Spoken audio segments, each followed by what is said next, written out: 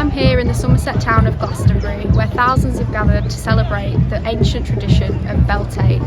'Tis the lusty month of May. Life is now reborn after the long months of winter. Beltane is a festival that honours life and the beginning of summer. Earth energies are at their strongest and most active now.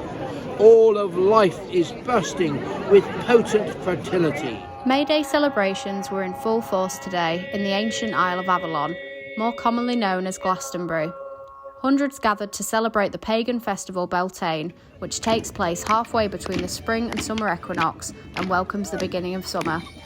Celebrations began in the early hours of the morning, with Morris dancers and ritual drumming up on the spiritual landmark of Glastonbury Tor, whilst the May Queen and her attendants performed fertility rites such as fire leaping at the sacred site of the Chalice Well. Processions then made their way towards the town centre, where this year's May King and Queen were greeted by the members of the public.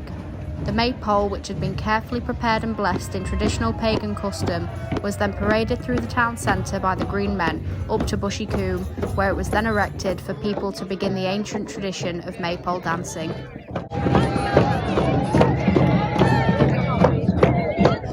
So we all live in Glastonbury, so Beltane it's one of the biggest celebrations that goes on in Glastonbury, probably in the country actually, for Beltane.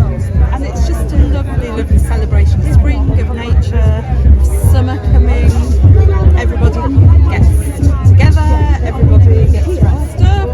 It's just a beautiful way. We're finding along the youngsters now, they find the church very restrictive. It doesn't mean anything to them.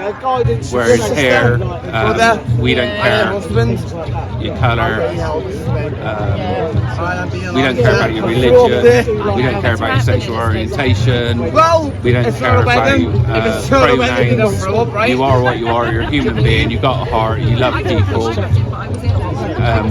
They're getting more interested in honouring our ancestors, which is important. We don't forget them, because that's where we come from. So it's just about respect, really. It's important to keep the old ways alive and to be honouring the land and the spirits of the land. That's really important, and to be showing our gratitude for everything that the land, the earth, the sky, is the five points of earth, air, fire, water, spirit. It's the 5 points which people don't realise. They think it's a satanic pentagram. It's not. It's earth, air, fire, water, spirit, and that's really important.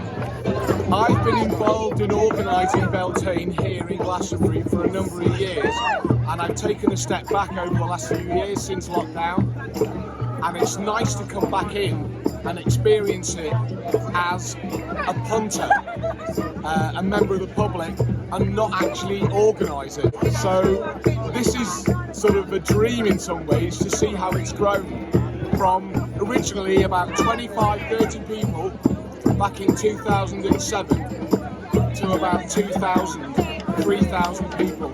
According to the most recent UK census, there are currently 74,000 pagans in England and Wales, which shows an increase of over 17,000 since the 2011 census, with the majority residing in the southwest of England.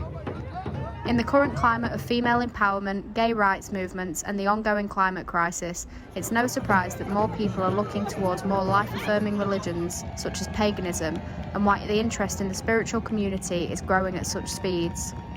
Although it may look as though I've walked onto the set of the 1973 film The Wicker Man, the ongoing increase in interest in paganism may see traditions such as these making a resurgence across the whole country in the near future.